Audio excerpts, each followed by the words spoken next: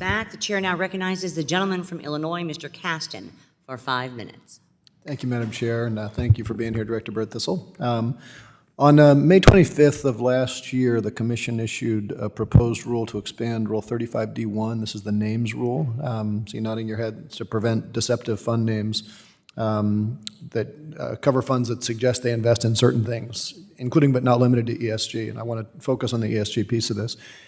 If I understand the rule, the proposed rule correctly, it says that if you have ESG in your name, you have to demonstrate that at least 80% of the assets you hold meet that test, subject to some exemptions. Can you comment at all on why the Commission felt that rule was necessary? Yes, sir, and thank you for the question. So the names rule, as you suggested, is part of a core piece of the kind of disclosure that our division produces. Specifically, we ask funds to say what they intend to do, and then to do what they say. And in the namespace in particular, the funds can choose their own name, and they can choose their investment portfolio. The rule simply asks that the two correspond. With respect to ESG in particular, there's been a lot of growth in that space, and the rule hasn't been updated for about 20 years.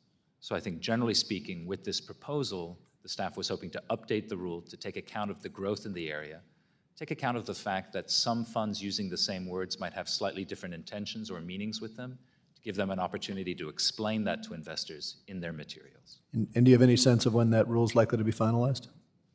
Tomorrow, sir. Oh, really?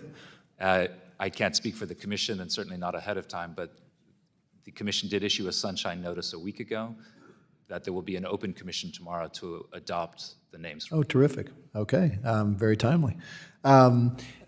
In that same vein, and this is maybe alluded to by your answer before, the Commission proposed another rule to address greenwashing in ESG funds, and I quite agree with you with the surge of, what are we up to, $8.5 trillion of investments in the space.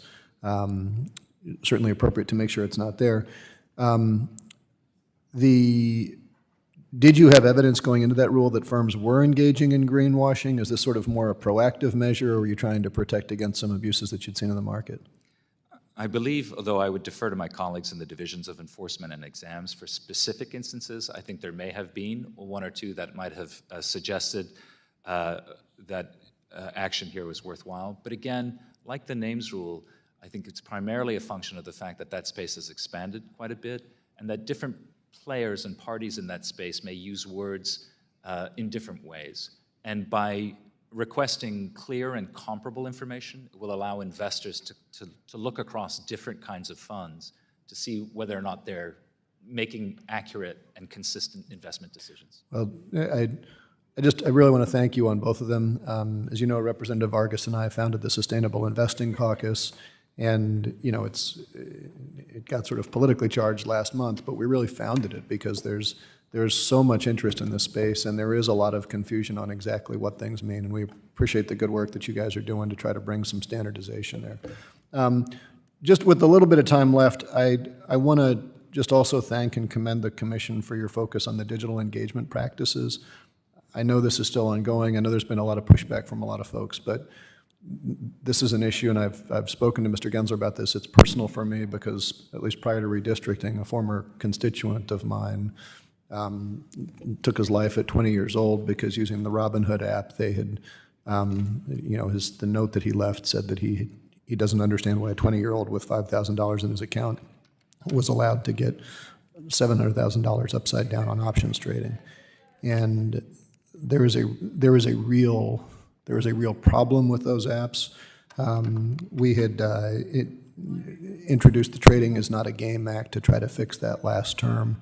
And obviously you've got a lot of comments. I hope you'll take all those comments into account.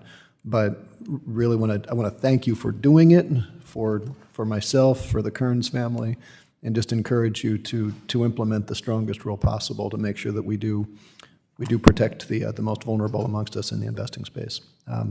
Thank you, and I yield back.